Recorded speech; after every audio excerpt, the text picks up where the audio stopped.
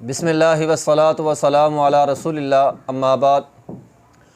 अब्दुल्लाह बिन मसूद रज़ियल्लाहु ताला अन्हु बयान करते हैं, रसूलुल्लाह सल्लल्लाहु अलैहि वसल्लम ने एक दिन सहाबा इकराम को फ़रमाया, ऐ मेरे सहाबा, ज़रा ये बतलाओ, अय्युकुम मालु वारिसिही अहब्बु इलैहि मिन मालिही, तुम में से कौन है वो आदमी जिसे अपने माल से ज़्यादा अपने वारिस का माल ज़्यादा अज़ीज़ हो, अपने वारिस के माल की उसे ज़्यादा फ़िक्र हो।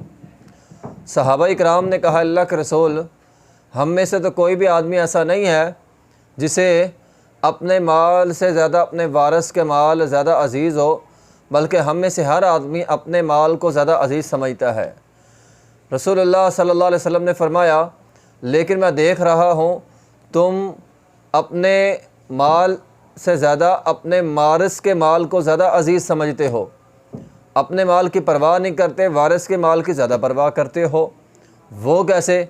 रसूलुल्लाह सल्लल्लाहु अलैहि वसल्लम ने फ़रमाया, मा लका मिन मालिका इल्ला मा क़द्दमतो व मालु वारसिका मा अख़रतो।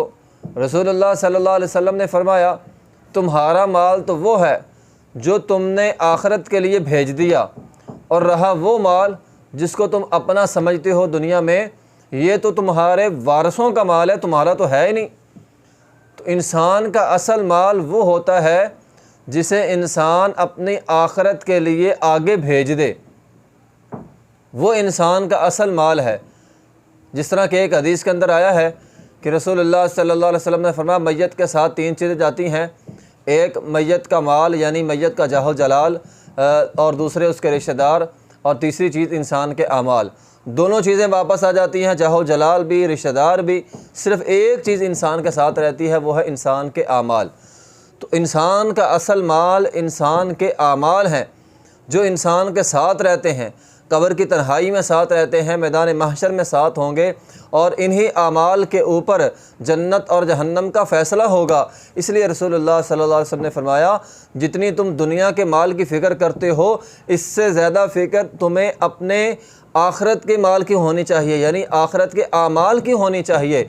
आमाल अच्छे होंगे, नेक होंगे, तो कब्र की तन्हाई भी ख़त्म हो जाएगी, मैदान महशर की सख्तियाँ भी ख़त्म हो जाएंगी, और इंसान को जन्नत भी मिल जाएगी। इसलिए इंसान को ज़्यादा से ज़्यादा अच्छे काम करने चाहिए, अच्छे आमाल करने चाहिए, और फिर ख़ास तौर पे ऐसे आमाल जिनका सवाब मरने के बाद भी इंसान को मिलता रहे। एक हदीस के अंदर रसूलुल्लाह सल्लल्लाहु अलैहि वसल्लम ने 6 चीज़ें बतलाई हैं, 6 आमाल। फरमाया, 6 काम कर लो, मरने के बाद भी तुम्हारे नामा अमाल के अंदर सवाब लिखा जाता रहेगा। ये 6 चीज़ें बड़ी अहम हैं, इसको याद कर लें, नोट कर लें और याद कर लें, ताकि ये 6 काम हम करें और मरने के बाद भी सवाब जो है वो मिलता रहे। पहली चीज़, नबी अलैहिस्सलातु वस्सलाम ने फरमाया, इल्मन अल्लमहु व नशरहु। इल्म इंसान सीखता है, कुरान का इल्म, हदीस का इल्म, दीन का इल्म। तो दीन का इल्म, कुरान और हदीस का इल्म जिसको इंसान पहले सीख लेता है, याद कर लेता है, और फिर आगे किसी को सिखाता है, आगे फैलाता है। तो आप कुरान की कोई भी बात सुने या हदीस की कोई भी बात सुने, ये हदीस आप सुन रहे हैं, ये भी हदीस है, इसको याद कर लें, इसको नोट कर लें, और फिर आगे किसी को सुना दें, किसी को याद करवा दें, किसी को बतला दें। बस आपका काम इतना है कि जो भी हदीस की बात, कुरान की बात सुने, आगे किसी को सुना दें, किसी को याद करवा दें। ये आपके लिए क्या हो जाएगा? वो अमल बन जाएगा, मरने के बाद भी जिसका सवाब आपको जो है वो मिलता रहता है। दूसरे नंबर पर नबी अलैहिस्सलातु वस्सलाम ने फरमाया, वलदन सालिहन तरकहु, नेक औलाद जो छोड़ जाए। तो नेक औलाद इंसान के लिए जब जब अच्छा काम करेगी, नेक औलाद नेकी का काम करेगी, औलाद को भी सवाब है और वालिदैन को भी सवाब मिलता रहेगा। हमारे यहाँ ये जो माहौल बनता है ना, जिस दिन वालिदैन फ़ौत हो जाएं, तो उस दिन साल बाद जो है, उस दिन रस्मी तौर पर हम एक प्रोग्राम कर लेते हैं, और ये बाबर करवाया जाता है कि हमें अपने वालिदैन का बड़ी फ़िक्र है, हमें बड़ा प्यार था उनसे, हम अपने वालिदैन को बड़ा चाहते थे। तो साल बाद एक रस्मी प्रोग्राम करके हम लोगों को ये बतलाते हैं। तो इसकी बजाय ये तरीका ज़्यादा बेहतर है कि हम खुद नेक बन जाएं, अच्छे काम करें, हर रोज़ करें। अगरचे इस नीयत से ही कर लें मैं अच्छा काम कर रहा हूँ, इसका सवाब मुझे भी मिलेगा, मेरे वालिदैन को भी मिलेगा। तो आप जब जब अच्छे काम करेंगे आपका अच्छे कामों का सवाब आपके वालिदैन को ज़रूर मिलेगा। तो इंसान साल बाद रस्मी कार्रवाई करने के बजाय हर वक्त इंसान को अच्छे काम जो है वो करने चाहिए ताकि वालिदैन को जो है वो सवाब मिले। और इसके लिए फिर ज़रूरी है कि इंसान अपनी औलाद की अच्छी तरबियत करे। औलाद की अच्छी तरबियत होगी, औलाद नेक होगी, औलाद को नेक बनाएंगे, औलाद नेक होगी, तभी जाकर वो नेकी का काम करेगी। तो इसलिए इंसान एक तो ख़ुद अच्छे काम करे ताकि अच्छे कामों का सवाब उसके वालिदैन को मिले, और दूसरा अपनी औलाद को नेक बनाए ताकि मरने के बाद औलाद नेक होगी, वो नेक काम करेगी, अच्छे काम करेगी, तो उसका सवाब जो है वो इंसान को मिलता रहेगा। तो वलदन सालिहन तरकहु, नेक औलाद, अपनी औलाद को अच्छा बनाएं ताकि आपके लिए वो ऐसे अमल करें जिनका सवाब मरने के बाद भी आपको जो है वो मिलता रहेगा। तीसरे नंबर पर फरमाया वो मुसहफ़न वर्रसहु, कुरान आप किसी को सिखला के उसको कुरान वारिस बना दें।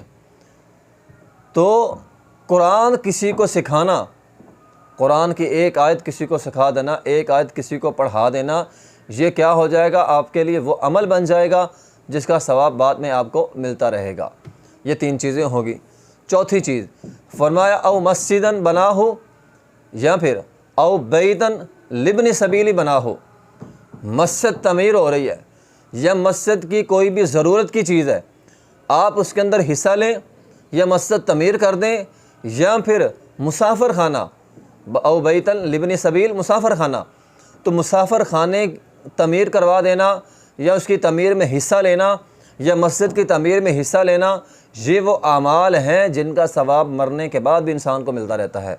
तो मस्जिद की कोई भी ज़रूरत हो, ख़ास तौर पे मस्जिद की तमीराती कामों में बढ़ चढ़ कर हिस्सा लेना चाहिए और मुसाफिर खाने की तमीराती कामों में बढ़ चढ़ कर हिस्सा लेना चाहिए ताकि मरने के बाद इंसान को इसका सवाब जो है वो मिलता रहे। ये चार चीज़ें होंगी। पाँचवीं चीज़ फरमाया औ नहरन अजरा हो, नहर जारी करवा देना। ये नहर जो है, चूँकि नहर के अंदर पानी होता है और पानी से लोग फ़ायदा हासिल करते हैं, तो ये नहर खुदवाना, नहर के अंदर हिस्सा लेना, ताउन करना, ये भी सदका जारिया बन जाता है। तो नहर चाहे छोटी हो बड़ी हो, इसी तरह रजवाया हो, इसी तरह ट्यूब वेल हो गया, और इसी तरह जो है वो वाटर पंप हो गया, नलका हो गया, तो ये वो सारी चीज़ें हैं कि अगर इंसान इनके अंदर हिस्सा ले तो मरने के बाद भी इंसान को इसका सवाब जो है वो मिलता रहता है। और छठी और आखिरी चीज़ ये है, रसूलुल्लाह सल्लल्लाहु अलैहि वसल्लम ने फरमाया सदक़तन, सदका अखरजहा मिन मालिही, जिसको इंसान अपने माल से निकालता है। तो सदका तो हम करते हैं, लेकिन अगले अल्फाज बड़े अहम हैं। रसूलुल्लाह सल्लल्लाहु अलैहि वसल्लम ने फरमाया सदका करता है, और सदका इस हालत में करता है फ़ी सिहतिही व हयातिही, अपनी ज़िंदगी में और अपनी सेहत में। हमारे यहाँ क्या होता है कि इंसान दुनिया से चला गया, मरने के बाद उसके नाम पे साले सवाब होता है। वो ख़ुद अपनी ज़िंदगी में उसने कुछ सदका किया नहीं किया, अपनी ज़िंदगी में उसने कुछ नहीं किया, मरने के बाद उसके नाम पे साले सवाब होता है। और यहाँ फिर इंसान जब बीमार हो जाए, ज़्यादा बीमार हो जाए, ख़ास तौर पे मरज़ुल मौत में मुबतला हो जाए, डॉक्टर जवाब दे देते हैं, फिर ऐसे आलम में बंदा समझता मैं दुनिया से जा तो रहा हूँ, ये चीज़ें मैं जो है वो सदका कर दूँ अल्लाह के रास्ते में, तो नेकी इसकी भी मिलेगी। लेकिन इससे बेहतर सदका कौन सा है? फ़ी सिहतिही व हयातिही, इंसान अपनी ज़िंदगी में, अपने लिए, अपनी ज़िंदगी में और सेहत की हालत में करे। क्योंकि जब इंसान तंदुरुस्त होता है उसके सामने बहुत सारी चीज़ें होती हैं, बहुत सारी ज़रूरियात होती हैं, लेकिन अपनी ज़रूरियात को मुलूज़ ख़ातर रखते हुए फिर भी वो अपने माल में से अल्लाह के रास्ते में ख़र्च करता है, तो फरमाया ये उसका सदका करना ये उसके लिए ज़्यादा बेहतर है बनिस्बत मरीज़ की हालत में, या बनिस्बत जो बाद के अंदर इसाले सवाब होता है उससे बेहतर यह है कि इंसान अपनी ज़िंदगी में और सेहत के अंदर जो है वो सदका करे, ताकि उसका सवाब मरने के बाद भी इंसान को जो है वो मिलता रहे। तो ये वो आमाल हैं, मरने के बाद इनका सवाब मिलता है। दोबारा फिर दोहरा देता हूँ, 6 काम है। इल्म, जिसको वो किसी को सिखला दे और दूसरे नंबर पर औलाद नेक अच्छे काम करेगी, उसका सवाब मिलेगा। किसी को कुरान सिखला देना। और चौथे नंबर पर मस्जिद में या मुसाफिर खाने के अंदर ताआवुन करना, तमीराती कामों में ताआवुन करना। और पाँचवें नंबर पर नहर, ट्यूबवेल, वाटर पम्प, नलका, ये चीज़ें जो है वो लगवा देना। और छठे नंबर पर अपनी सेहत और अपनी ज़िंदगी में अपने लिए माल खर्च करना, ये चीज़ें इंसान के लिए जो है वो सदका जारिया बन जाती हैं। तो ये चीज़ें जो हैं वो हमें करनी चाहिए। व आखिर दावाना अल्हम्दुलिल्लाहि रब्बिल आलमीन।